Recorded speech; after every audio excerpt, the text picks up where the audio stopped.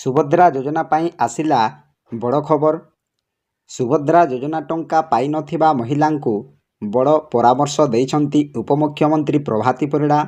ତ ଦେଖନ୍ତୁ, ଯେଉଁ ମହିଳାମାନେ ଏବଂ ଯେଉଁ ହିତାଧିକାରୀମାନେ ଆଜି ପର୍ଯ୍ୟନ୍ତ ସୁଭଦ୍ରା ଟଙ୍କା ପାଇନାହାନ୍ତି, ସେମାନଙ୍କ ପାଇଁ ଉପମୁଖ୍ୟମନ୍ତ୍ରୀ ପ୍ରଭାତୀ ପରିଡ଼ା କ'ଣ କରିବାକୁ ହେବ ଏବଂ କ'ଣ କଲେ ସୁଭଦ୍ରା ଟଙ୍କା ହିତାଧିକାରୀ ପାଇବେ, ତାହା ଏକ ବଡ଼ ପରାମର୍ଶ ଦେଇଛନ୍ତି। ଆପଣମାନଙ୍କୁ ଏହି ଭିଡ଼ିଓ ମାଧ୍ୟମରେ ସବୁକିଛି ଡିଟେଲ୍ସ ଲାଇଭ୍ ପ୍ରୁଫ୍ ସହିତ ଆଜି ଆଲୋଚନା କରିବି।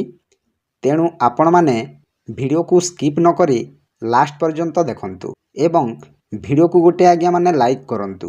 ଯଦି ଆପଣମାନେ ଲାଇକ୍ ନ କଲେ କେମିତି ହେବ, ତ ଭିଡ଼ିଓକୁ ଗୋଟେ ଲାଇକ୍ କରନ୍ତୁ ଏବଂ ମୋ ଚ୍ୟାନେଲକୁ ପ୍ରଥମେ ଆସିଥିଲେ ଗୋଟିଏ ସବସ୍କ୍ରାଇବ୍ କରି ଅଲ୍ ନୋଟିଫିକେସନ୍କୁ ଅନ୍ କରନ୍ତୁ। ଫଳରେ ଏହିପରି ହେଲ୍ପଫୁଲ୍ ନୂଆ ନୂଆ ଭିଡ଼ିଓ ଆପଣମାନଙ୍କଠାରେ ପ୍ରଥମେ ପହଞ୍ଚିବ ଏବଂ ସରକାରୀ ତଥା ବେସରକାରୀ ଯୋଜନାଗୁଡ଼ିକର ନୂଆ ନୂଆ ଅପଡ଼େଟ୍ ମୋ ଚ୍ୟାନେଲ ସାହାଯ୍ୟରେ ପ୍ରଥମେ ଆପଣମାନେ ପାଇପାରିବେ।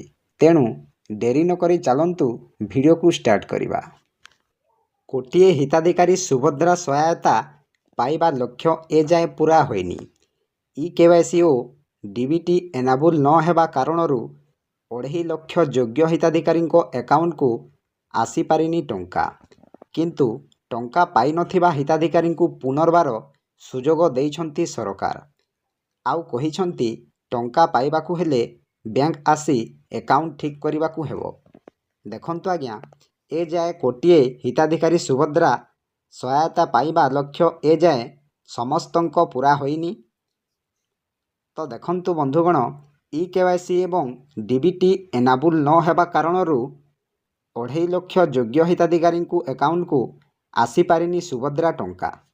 ତ ଦେଖନ୍ତୁ ଆଜ୍ଞା, ଏହି ଇକେୱାଇସି ଆପଣମାନେ ଯଥାଶୀଘ୍ର କରିନିଅନ୍ତୁ। ଯଦି ଆପଣମାନେ ଇକେୱାଇସି ନ କରିବେ ତାହେଲେ ସୁଭଦ୍ରା ଟଙ୍କା ପାଇପାରିବେ ନାହିଁ। ଯଦି ଆପଣମାନେ ପ୍ରଥମେ ସୁଭଦ୍ରା ଯୋଜନାରେ ଆବେଦନ କଲା ସମୟରେ ବିନା ଓଟିପି କିମ୍ବା ଓଟିପି ସାହାଯ୍ୟରେ ଇକେୱାଇସି କରିଥିଲେ, ତାହେଲେ ଆପଣମାନେ ଆଉ ଥରେ ବାୟୋମେଟ୍ରିକ୍ ସାହାଯ୍ୟରେ ଆପଣମାନେ ଇକେୱାଇସି କରନ୍ତୁ। ଯଦି ଆପଣମାନେ ବାୟୋମେଟ୍ରିକ୍ ସାହାଯ୍ୟରେ ଇକେୱାଇସି ନ କରିବେ ତାହେଲେ ସୁଭଦ୍ରା ଟଙ୍କା ପାଇପାରିବେ ନାହିଁ। ଆପଣମାନେ ଯଥାଶୀଘ୍ର ସିଏସ୍ସି ସେଣ୍ଟରକୁ ଯାଇ ସୁଭଦ୍ରା ଯୋଜନାରେ ଇକେୱାଇସି କରାଇ ନିଅନ୍ତୁ। ତାପରେ ଆପଣଙ୍କର ଆକାଉଣ୍ଟରେ ଡିବିଟି ଲିଙ୍କ ହୋଇଥିବା ଆବଶ୍ୟକ। ଦେଖନ୍ତୁ ଆଜ୍ଞା, ଡିବିଟି ଲିଙ୍କ ଏବଂ ଏନ୍ପିସିଆଇ କ୍ଲିଅର ହୋଇଥିବା ଆବଶ୍ୟକ। ଯଦି ଆପଣଙ୍କ ଆକାଉଣ୍ଟରେ ଏନ୍ପିସିଆଇ ବା ଡିବିଟି ଲିଙ୍କ ହୋଇନି, ତାହେଲେ ଆପଣମାନେ ସୁଭଦ୍ରା ଯୋଜନା ଟଙ୍କା ପାଇପାରିବେ ନାହିଁ। ତେଣୁ ଆପଣଙ୍କ ମନରେ ପ୍ରଶ୍ନ ହେଉଥିବ ଯେ ଏହି ଏନ୍ପିସିଆଇ କ'ଣ ଏବଂ ଡିବିଟି କ'ଣ? ଦେଖନ୍ତୁ, ଏନ୍ପିସିଆଇ ହେଲା national payment corporation of India. ତାପରେ ଡିବିଟି ହେଲା ଡାଇରେକ୍ଟ ବେନିଫିଟ୍ ଟ୍ରାନ୍ସଫର।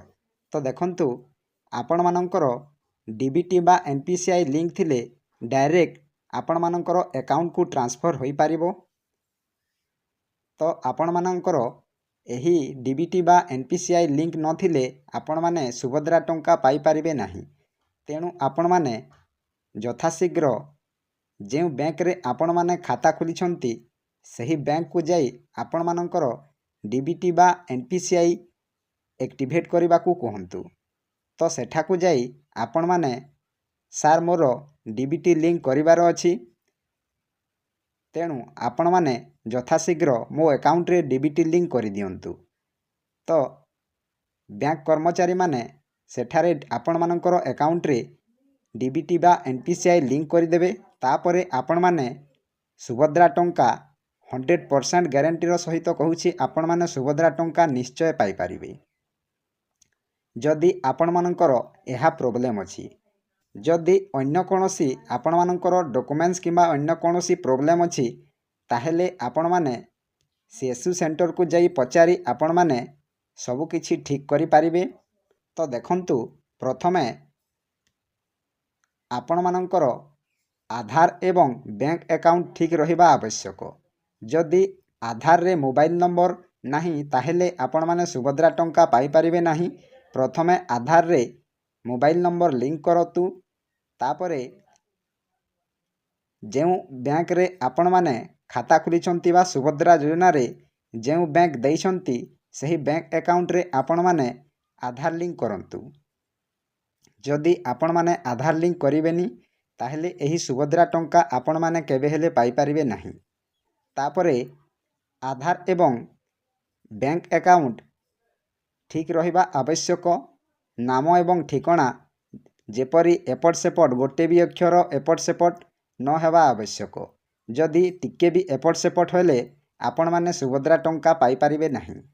ତ ଦେଖନ୍ତୁ, ସୁଭଦ୍ରା ଯୋଜନାରେ ଏବେ ସୁଦ୍ଧା 98 ଲକ୍ଷ ମହିଳାଙ୍କୁ ସହାୟତା ମିଳିଛି, କିନ୍ତୁ ଏବେ ବି 2.5 ଲକ୍ଷ ଯୋଗ୍ୟ ହିତାଧିକାରୀ ସୁଭଦ୍ରା ସହାୟତା ପାଇନାହାନ୍ତି। ଦେଖନ୍ତୁ ଆଜ୍ଞା, 98 ଲକ୍ଷ ମହିଳାଙ୍କୁ ସହାୟତା ମିଳିଛି, କିନ୍ତୁ ଏବେ ବି 2.5 ଲକ୍ଷ ଯୋଗ୍ୟ ହିତାଧିକାରୀ ସୁଭଦ୍ରା ସହାୟତା ପାଇନାହାନ୍ତି। ତ ଆପଣମାନଙ୍କର ଡକୁମେଣ୍ଟସକୁ ପ୍ରଥମେ ରେଡ଼ି କରନ୍ତୁ। ତାପରେ ମାର୍ଚ୍ଚ 8 ତାରିଖରେ ସୁଭଦ୍ରା ଯୋଜନାର ଦ୍ୱିତୀୟ କିସ୍ତି ମିଳିବାର ଅଛି। ଯେଉଁମାନଙ୍କୁ ପ୍ରଥମ କିସ୍ତି ପାଇନାହାନ୍ତି ସେମାନେ ଏକା ସାଙ୍ଗେ 2ଟି କିସ୍ତି ଆପଣମାନେ 10,000 ଟଙ୍କା ପାଇପାରିବେ। ତେଣୁ ଆପଣମାନେ ଯଥାଶୀଘ୍ର ଆପଣମାନଙ୍କର ଆକାଉଣ୍ଟରେ NPCI ବା DBT ଲିଙ୍କ କରିନିଅନ୍ତୁ। ଯଦି ଆପଣମାନଙ୍କର ଆକାଉଣ୍ଟରେ NPCI ବା DBT ଲିଙ୍କ ଅଛି କି ନାହିଁ କିପରି ଜାଣିବେ, ମୁଁ ଭିଡ଼ିଓ ଡେସ୍କ୍ରିପସନରେ ଦେଇଦେଇଛି। ସେହି ଭିଡ଼ିଓଟି ଦେଖିଲେ ଆପଣମାନେ ନିଜର ଆକାଉଣ୍ଟରେ DBT ଲିଙ୍କ ବା NPCI ଲିଙ୍କ ଅଛି କି ନାହିଁ ଆପଣମାନେ ଅତି ସହଜରେ ନିଜ ମୋବାଇଲ ସାହାଯ୍ୟରେ ଜାଣିପାରିବେ। ତାପରେ ଯେଉଁମାନଙ୍କୁ ଆଶ୍ୱସ୍ତି ଆଣିଦେଇଛି ଉପମୁଖ୍ୟମନ୍ତ୍ରୀ ପ୍ରଭାତୀ ପରିଡ଼ା ବୟାନ, ଜଣେ ବି ଯୋଗ୍ୟ ହିତାଧିକାରୀ ସୁଭଦ୍ରା ସହାୟତାରୁ ବଞ୍ଚିତ ହେବେନି।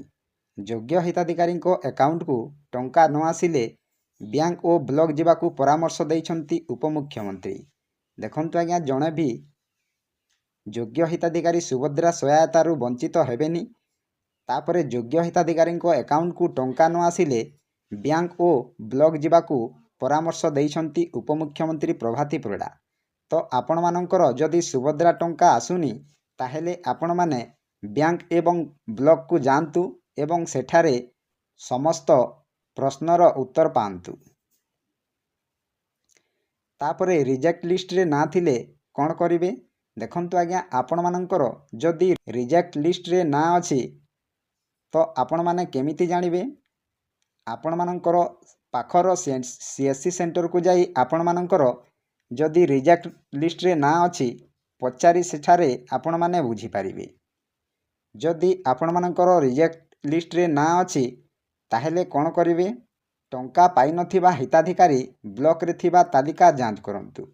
ଦେଖନ୍ତୁ ଆଜ୍ଞା, ଆପଣମାନଙ୍କର ଯଦି ରିଜେକ୍ଟ ଲିଷ୍ଟରେ ନାଁ ଅଛି ତାହେଲେ ଆପଣମାନଙ୍କର ବ୍ଲକକୁ ଯାଇ ତାଲିକା ଯାଞ୍ଚ କରନ୍ତୁ। ତାପରେ ଯୋଗ୍ୟ ହୋଇଥିଲେ ପୁନର୍ବାର ଆବେଦନ କରିବେ। ଦେଖନ୍ତୁ ଆଜ୍ଞା, ଆପଣମାନେ ଯଦି ଯୋଗ୍ୟ ଅଟନ୍ତି ତାହେଲେ ପୁନର୍ବାର ଆପଣମାନେ ଆବେଦନ କରିପାରିବେ ଏହି ସୁଭଦ୍ରା ଯୋଜନାରେ।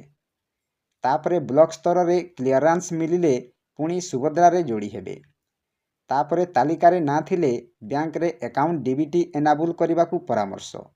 ଯଦି ଆପଣମାନଙ୍କର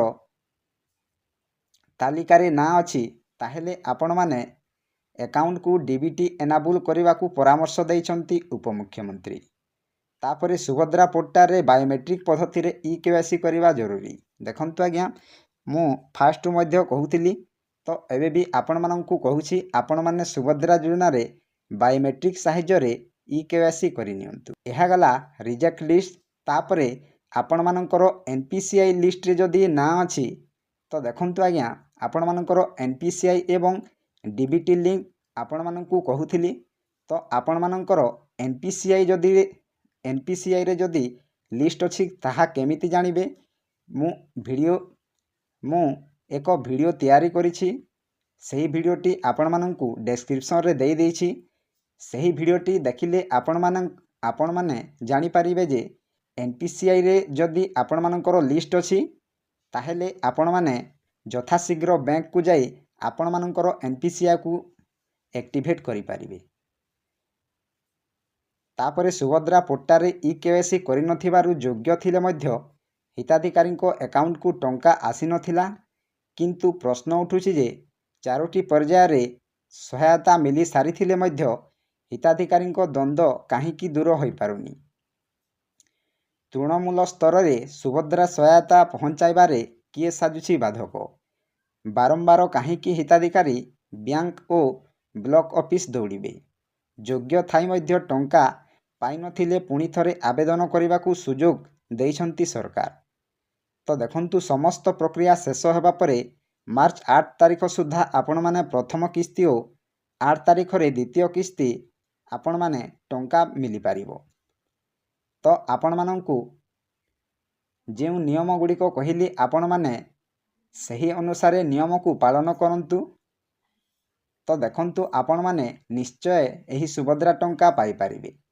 ତ ଏହା ଥିଲା ଛୋଟିଆ ଅପଡେଟ୍। ଆପଣମାନଙ୍କୁ କେମିତି ଲାଗିଲା ନିଶ୍ଚୟ କମେଣ୍ଟ ମାଧ୍ୟମରେ ଜଣାଇବେ। ଭିଡ଼ିଓଟି ଯଦି ଭଲ ଲାଗିଥାଏ ଗୋଟିଏ ଲାଇକ୍ କରନ୍ତୁ ଏବଂ ମୋ ଚ୍ୟାନେଲକୁ ପ୍ରଥମେ ଆସିଥିଲେ ସବସ୍କ୍ରାଇବ୍ କରି ଅଲ୍ ନୋଟିଫିକେସନକୁ ଅନ୍ କରନ୍ତୁ, ଫଳରେ ଏହିପରି ହେଲ୍ପଫୁଲ୍ ନୂଆ ନୂଆ ଭିଡ଼ିଓ ଆପଣମାନଙ୍କ ଠାରେ ପ୍ରଥମେ ପହଞ୍ଚିବ। ତ ଭିଡ଼ିଓକୁ ଏଇଠି ଏଣ୍ଡ କରୁଛି। ଜୟ ଜଗନ୍ନାଥ।